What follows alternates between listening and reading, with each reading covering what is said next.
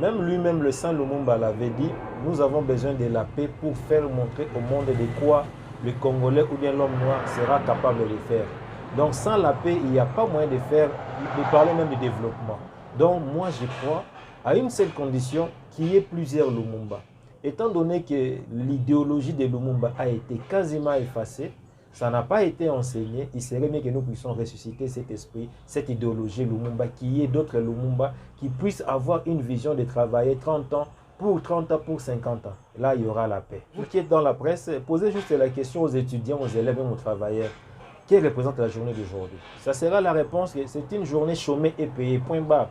Allez-y sillonner, vous allez retrouver, il y aura ceux qui sont des travailleurs, ils ont été payés grâce à cette date, mais ils sont dans des bars.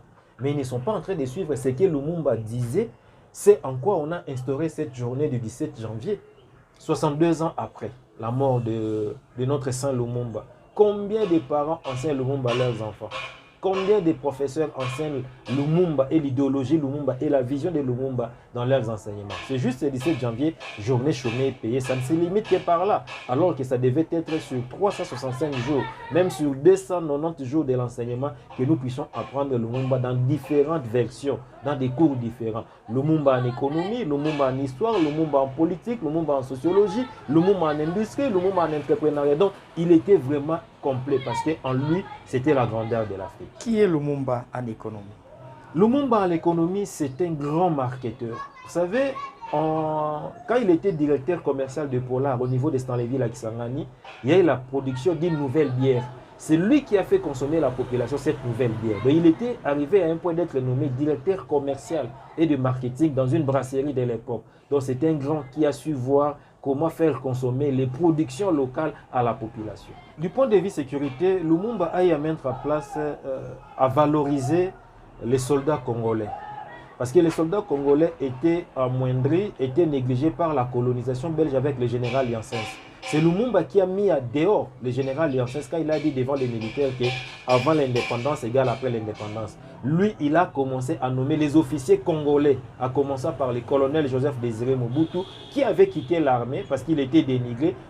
Lumumba a fait de Mobutu chef d'état-major général et commandant des forces armées à l'époque de l'ANC, et aussi il a fait de lui colonel. Si aujourd'hui on parle de l'unité du pays, c'est grâce Mobutu qui a été façonné, créé comme état officier dans l'armée par le Saint Lumumba. Donc il faut valoriser les côtés enseignement, les côtés école pour étudier l'idéologie de Lumumba. Donc le lumumbisme scientifique, c'est encore possible. Envers le monde, tous les grands dirigeants du monde apprennent Lumumba. Au niveau de la Russie, au niveau de la Yougoslavie, en Pologne, les États blocs de l'Est au niveau de l'Europe, même l'Allemagne de l'Est, et même au niveau de la France, de l'Allemagne, même des États-Unis. Il y a des facultés, il y a des avenues, il y a des établissements Lumumba. Et rien qu'à donner une avenue, le nom de Lumumba, ça suscite la curiosité chez les passés, mais chez les élèves. Pourquoi ces bâtiments, on appelle ça Lumumba? Lumumba n'a jamais été russe, il était au Congo. En lui, il y a une porte d'ouverture, là où on apprend maintenant c'est quoi le Congo. Et le Congo est mieux représenté si aujourd'hui on commence à apprendre qui est le Saint Lumumba. Ça sera la meilleure des choses. La RDC a hérité un système d'éducation de la colonisation. Quand bien même que nous avons le 30 juin 1960, cette date marque l'indépendance, mais sur le plan de l'indépendance de l'enseignement, ce ne sont pas les Congolais qui conçoivent les programmes de l'enseignement au niveau maternel, primaire, CO, humanité, même universitaire. C'est beaucoup plus un héritage de la colonisation. Donc nous devons mettre en place des enseignements à caractère national, des enseignements liés à notre indépendance. RDC en elle-même, c'est l'havre de la paix. Et les Congolais, il est du genre à ne pas être violent.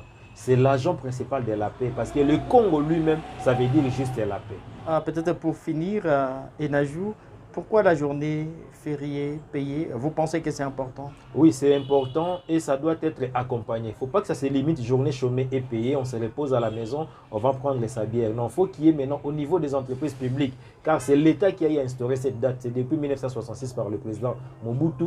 Donc il faudrait maintenant qu'il y ait des enseignements. Pourquoi vous êtes resté à la maison en cette date de Lumumba? Et là maintenant, dans chaque entreprise, dans chaque industrie, dans chaque structure étatique ou bien para-étatique, même privée, on aura maintenant enseigné. Si nous nous sommes reposés aujourd'hui, c'est grâce à Lumumba. Dans mon domaine, en économie, en histoire, en médecine, comme étant universitaire ou bien un économiste, je dois maintenant apprendre Lumumba dans différentes versions. Nous vous disons bien merci. Merci beaucoup.